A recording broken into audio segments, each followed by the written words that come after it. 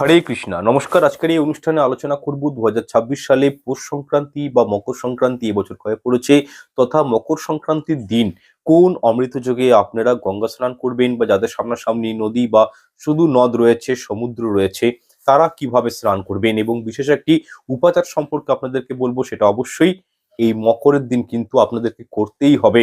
এছাড়াও বিশেষ কিছু দান রয়েছে, সেই দানগুলো কিন্তু মকর সংক্রান্তির দিন করতে হয়, যার ফলে কিন্তু কি হয়, জীবন থেকে সমস্ত বাধা বিপত্তি অবস্টাকেল গুলো দূরীভূত হয়ে যায়। তথা যারা গঙ্গা বা নদী বা পুকুরে যেতে কোনো কারণে পারবেন না, ধরুন আপনার বয়স হয়েছে বা হয়তো কোনো শারীরিক সমস্যা রয়েছে, আপনারা এদিন ধরুন গঙ্গা বা নদীতে যেতে পারছেন না, তারা কিভাবে এই গঙ্গা শাহী স্নানটা করবেন, মকরের সংক্রান্তির শাহী স্নান করবেন, তার কি পদ্ধতি রয়েছে, সেই পদ্ধতিটিও কিন্তু আপনাদের সঙ্গে আমি আজকের এই প্রোগ্রামে আলোচনা করব। এছাড়াও ভাগবত পুরাণ অনুযায়ী মকর সংক্রান্তির দিন কোন কাজগুলো অবশ্যই আমাদের করা উচিত, সেটিও কিন্তু আজকে আলোচিত হবে। এছাড়াও মকর সংক্রান্তির দিন কখন আপনারা স্পেশাল ভাবে লক্ষ্মীনারায়ণের পুজো অর্চনা করবেন, তার তো একটা সময়সূচি রয়েছে, তাই তো? তো সেই সূচিটা কি, সেটা কিন্তু প্রোভাইড করে দেবো আপনাদেরকে আজকের এই প্রোগ্রামে। এছাড়াও পৌষ সংক্রান্তির দিন কখন আপনারা স্নাহি স্নান করবেন, সেই টাইমগুলো মেনশন করে দেবো। এছাড়াও মকর সংক্রান্তির দিন যে তিনটে সবজি কখনোই ভুল বশতও কিন্তু নিজের মুখে তুলবেন না, নিজের দাঁতে কাটবেন না, নতুবা জীবনে কিন্তু দুঃখ, দরিদ্রতা, অর্থকষ্ট এগুলো কিন্তু হিউজ পরিমাণে নেমে আসে। এবং মকরের দিন কোন কর্মগুলো একেবারে করা উচিত নয়, সেরকম 5টি কর্মের কথাও কিন্তু আজকের এই প্রোগ্রামে জানাবো।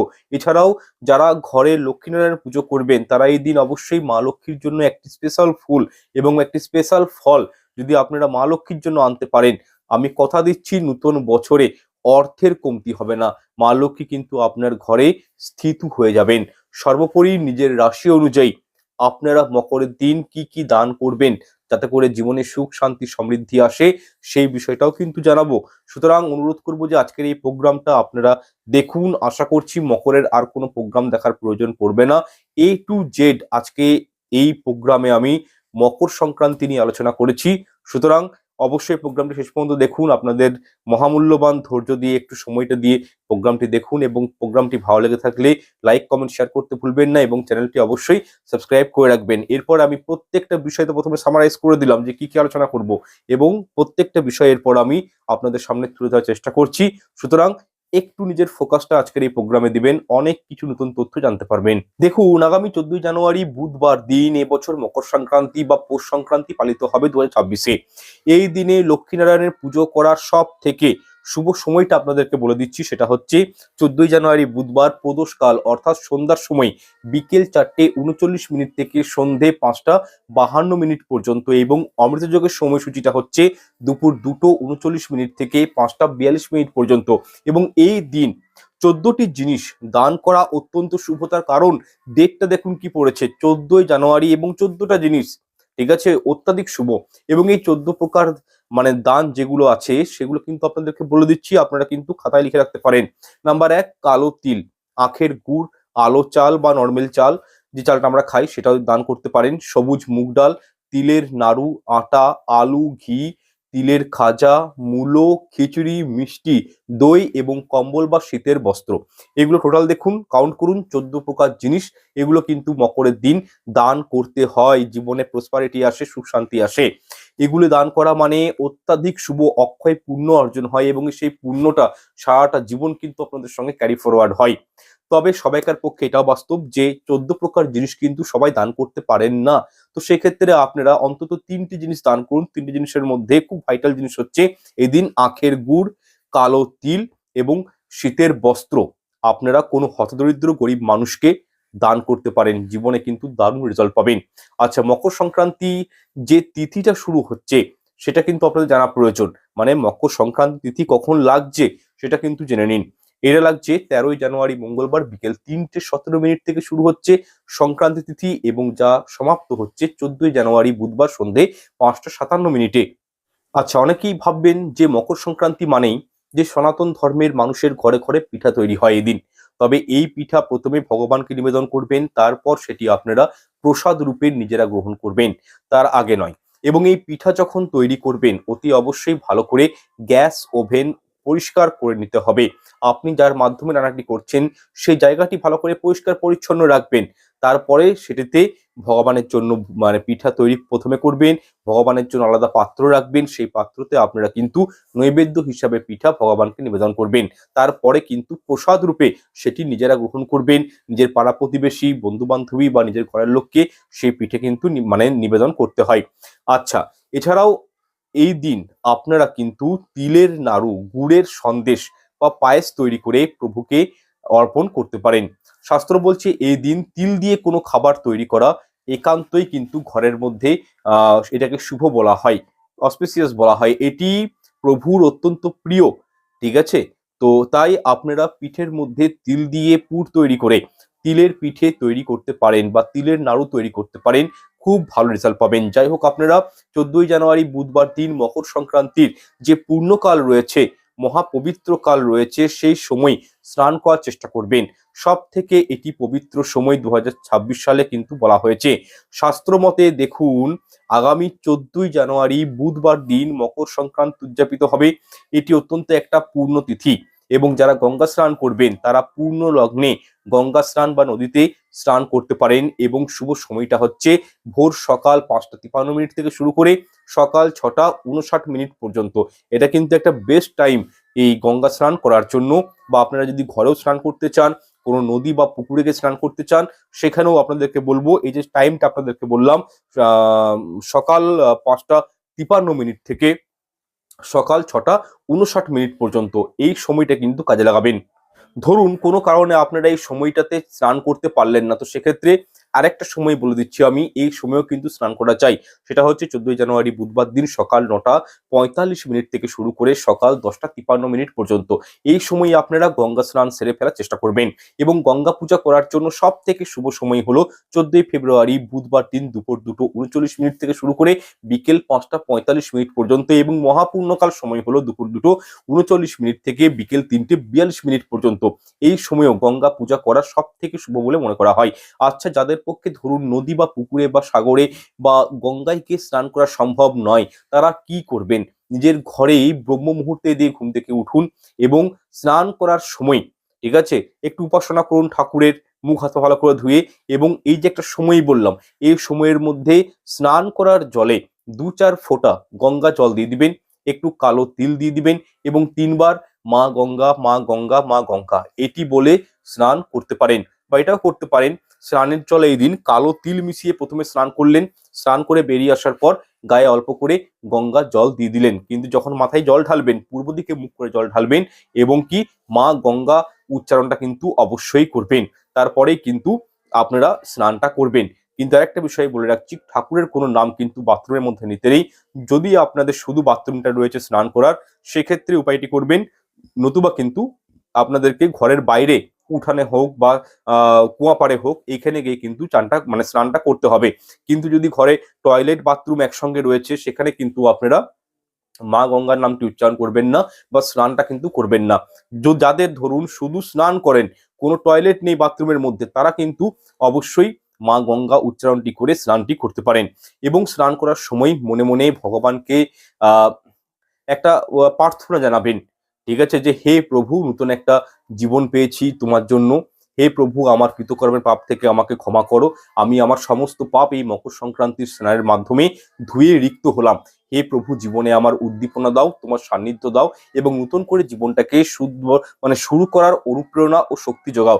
জাস্ট লাইক দ্যাট একটা এরকম একটা প্রার্থনা করবেন, ভগবানের যে প্রেয়ার করবেন, ঠিক আছে, একটা উপলব্ধি করবেন যে মকরে স্নান করলেন আপনি, এটা আপনি সাই স্নান করলেন এবং ভগবানের কাছে একটা কনফেস করলেন যে জীবনে আমাকে নতুন করে উদ্যম দাও, শক্তি দাও, ঠিক আছে, এরকম একটা উপলব্ধি করে আপনারা কিন্তু এই সাই স্নানটা সম্পন্ন করবেন নিজে ঘরেই।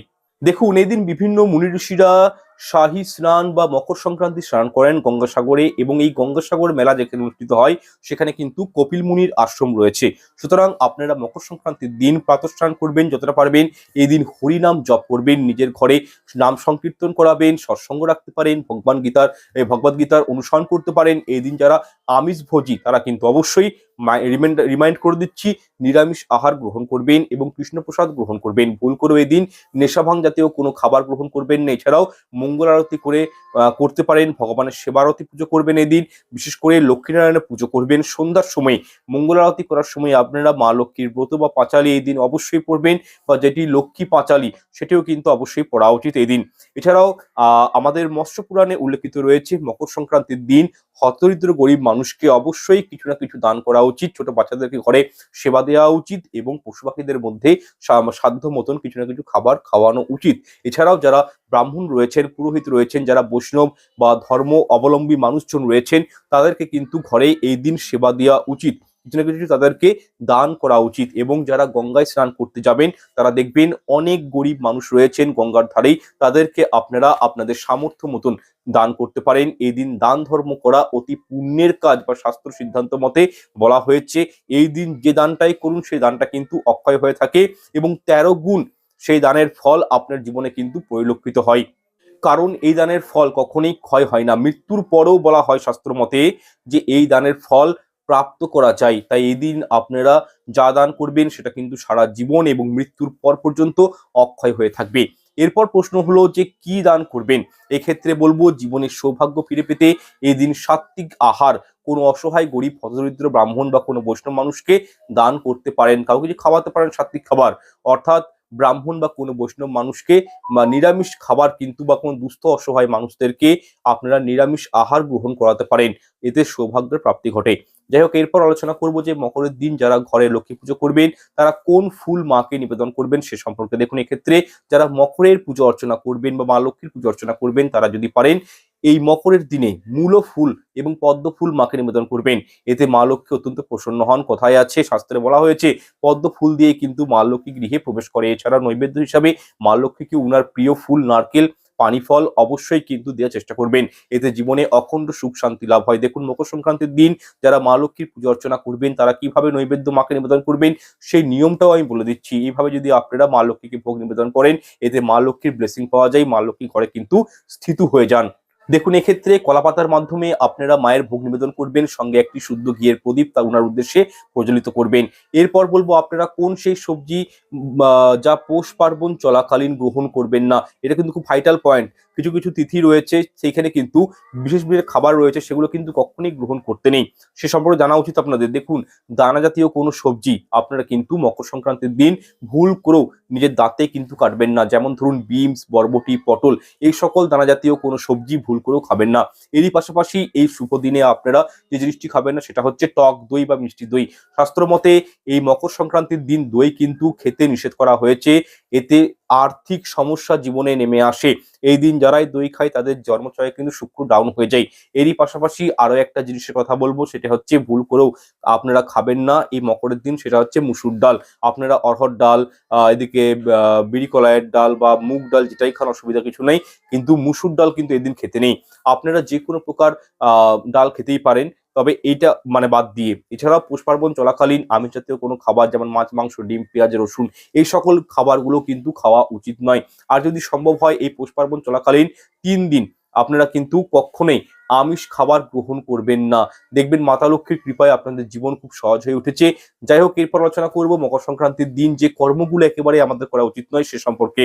নাম্বার 1, মকরের দিন দূরে কোথাও যাত্রা করবেন না, শাস্ত্র মতে নিষেধ করা হয়েছে। মকরের দিন দূরে কোথাও যাত্রা করলে সেটাকে অশুভ বলে মনে করা হয়, তথা চেষ্টা করবেন সবাই যেন একসঙ্গে মিলিত হয়ে উৎসবের আনন্দটাকে উপভোগ করতে পারেন। এমনটি করলে আপনার পরিবারে সুখ শান্তিগুলো বজায় থাকবে। নাম্বার 2, নিজের পোশাকের বিষয়ে খেয়াল রাখবেন। মকরের দিন নীল বা কালো রঙের কোনো বস্ত্র পরিধান করবেন না, অবশ্যই হলুদ রঙের বস্ত্র পরিধান করবেন। শাস্ত্র মতে এই দিন সকলকে, বিশেষ করে মহিলা পুণ্যার্থীদের অত্যন্ত সাধারণ পোশাক পরা উচিত, বাড়িতে সাজগোজ নয়, সহজ সরল ভাবে থাকা বাঞ্ছনীয়। নাম্বার 3, মকরের দিন ক্রোধ বর্জন করা উচিত। দেখুন, শাস্ত্র মতে বলা হয়েছে যেহেতু মকর সংক্রান্তির দিন থেকে শুভ কাজের সূচনা হচ্ছে, তাই এই পবিত্র দিনে ক্রোধ বা রাগ বর্জন করা অত্যন্ত জরুরি। হিংসা বা লোভ না করা, কাউকে কটু কথা না বলা, এগুলো থেকে বিরত থাকা প্রয়োজন। খারাপ বাক্য প্রয়োগ করাও কিন্তু উচিত নয়, কারণ আপনার কথা ব্যবহার কাউকে আঘাত করতে পারে, ফলে তার দিনটি খারাপ যেতে পারে। এবং এমনটি হলে আপনারও মনটা খারাপ হয়ে যাবে, এবং যার ফলে কিন্তু আপনাদের বুধ গ্রহ ডিস্টার্ব হবে, শুভ কাজে বাধা আসবে, আপনারা জীবনে সফলতা নাও পেতে পারেন। যেহেতু মকর দিন থেকে শুভকর্ম শুরু হচ্ছে, তাই এই দিনটি কারোর সাথে খারাপ ব্যবহার করবেন না, কোনো বাকবিতন প্রসঙ্গে জড়িয়ে পড়বেন না, কাউকে মন দুঃখ দেওয়া কথাবার্তা কিন্তু আপনারা বলবেন না। নাম্বার 5, এই দিন গাছ কাটা মোটেও উচিত নয়। শাস্ত্রের মতে বলা হয়েছে বৃক্ষকে প্রকৃতির পবিত্র দান, সুতরাং এই দিন গাছ কাটবেন না। এবং কি এখনো বহু স্থানে দেখবেন গাছকে দেবতার রূপে পুজো করা হয়, তাই এই দিন গাছ কাটা শাস্ত্র মতে অত্যন্ত অশুভ বলে মনে করা হয়। নাম্বার 6, মকর সংক্রান্তির দিনে বাড়িতে আমিষ রান্না করবেন না, পারলে পুরো দিনটাই নিরামিষ ভোজন আহার গ্রহণ করার চেষ্টা করবেন। এই দিনটিতে নিরামিষ রান্না করতে হবে এবং রান্নার দ্রব্যের মধ্যে কালো তিল ব্যবহার করা অত্যাধিক শুভ বলে মনে করা হয়। নাম্বার 7, এই দিনে কাউকে খালি হাতে ঘুরিয়ে দিবেন না, কিছু খাবার অবশ্যই তাকে খাওয়াবেন, কারণ কথাতেই আছে এই পৌষ মাসে কিন্তু বাড়ি থেকে কুকুর বিড়ালকেও তাড়িয়ে দিতে নেই। সুতরাং বাড়িতে যদি কোনো গরিব দুঃখী অসহায় ভিখারি মানুষ আসে, তাদেরকে অবশ্যই খালি হাতে ফিরাবেন না, কিছু দিবেন তাদের হাতে, আপনার সামর্থ্য অনুযায়ী দান করার চেষ্টা করবেন। এতে করে কি হয়, মা লক্ষ্মী, মা অন্নপূর্ণা অত্যন্ত প্রসন্ন হন এবং সেই গৃহে কিন্তু অভাব অনটনের ছায়া কিন্তু পড়ে না। নাম্বার 8, অন্যান্য হিন্দু উৎসবের মতোই মকর সংক্রান্তির দিনে বাড়িতে বা বাইরে মদ মাংস খাওয়া কঠোরভাবে নিষিদ্ধ। এই দিনে সূর্যদেবের পূজা অর্চনা করবেন, পরিবেশের সঙ্গে মধুর সম্পর্ক গড়ে তোলা হয়। তাই এই মকর সংক্রান্তির দিনে ভুলো প্রাণী হত্যা করবেন না, শাস্ত্র মতে এমনটি করলে ঘোর পাপের অধিকারী হতে হয়। যাই হোক, এরপর জেনে নিব যে মকরের দিন কোন কাজগুলো করা উচিত, অত্যাধিক শুভ। নাম্বার 1, মকরের দিন গঙ্গা স্নান করা অত্যাধিক শুভ। এদিন গঙ্গা স্নান করলে শরীর থেকে এবং মন থেকে সমস্ত পাপের ধ্বংস হয় এবং মনের মলিনতা দূর হয় এবং এই দিন দেবদেবীরা পর্যন্ত গঙ্গায় স্নান করতে আসেন। সুতরাং মকরের দিন স্নান করাকে শাহী স্নান হিসাবে শাস্ত্রে আখ্যায়িত করা হয়েছে। নাম্বার 2, মকর সংক্রান্তির দিন সূর্যদেবের পুজো অবশ্যই করুন, এমনটি করলে সূর্যদেবের বিশেষ কৃপা লাভ পাবেন। শাস্ত্র মতে এই দিন সকালে উঠে স্নান করে আপনারা কি করবেন, ঘরে আলপনা দিয়ে সূর্যদেবের পুজো অর্চনা করে যদি করতে পারেন, তাহলে কি হয়, ঘর থেকে রোগ মুক্তি ঘটে, ফসল ভালো হয়, এরই পাশাপাশি পরিবারে আর্থিক সচ্ছলতা বজায় থাকে। তাই এই নিয়ম মেনে অবশ্যই সূর্যদেবের পূজা অর্চনা করুন। নাম্বার 3, মকর সংক্রান্তির দিন নিজেও মিষ্টিমুখ করুন, অন্যকেও মিষ্টিমুখ করান। দেখুন, এমনটা করলে সবার মধ্যে মধুর সম্পর্কের সূত্রপাত ঘটে। কথিত রয়েছে এই দিনে সূর্যদেব তার পুত্র শনি দেবতার প্রতি সমস্ত ক্ষোভ ভুলে গিয়ে শনির গৃহে প্রবেশ করেন। তাই এই দিনে সকলে একত্রিত মিলিত হয়ে মিষ্টিমুখের মাধ্যমে সুসম্পর্ক বজায় রাখার অঙ্গীকার করে থাকে। নাম্বার 4, বিশ্বকর্মা পুজোর মতো মকর সংক্রান্তির দিনেও এক বিশেষ আকর্ষণ হচ্ছে ঘুড়ি উড়ানো। এদিন বাড়ির বাচ্চা থেকে বড়রা সকলে মিলেই কিন্তু ঘুড়ি উড়াতে পারেন।